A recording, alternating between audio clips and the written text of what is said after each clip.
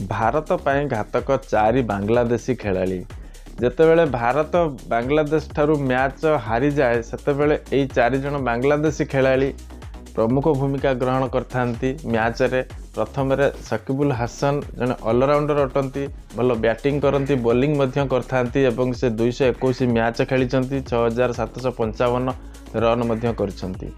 द्वितीय रे मुशफिकर रहीम जने भल बैट्समैन अटंती, ओडियार चतुर्दी दिगकू से शॉट मध्य मारी थांती एवं मैच शेष पर्यंत ठिया होई रही थांती एवं से 236 मैच रु 6774 रन करछंती। 3 नंबर खेलाड़ी जनक होचंती कैप्टन लिटन दास। से जने मैच फिनिशर अटंती एवं पड़िया मध्य रे खेल शेष पर्यंत से बैटिंग करथांती एवं मैच विजय रे प्रमुख भूमिका ग्रहण करथांती। चतुर्थ रे महमुदुल्ला जने बैट्समैन अटंती एवं सबुबले आक्रमणात्मक शॉट पड़िया मध्य रे खेली थांती।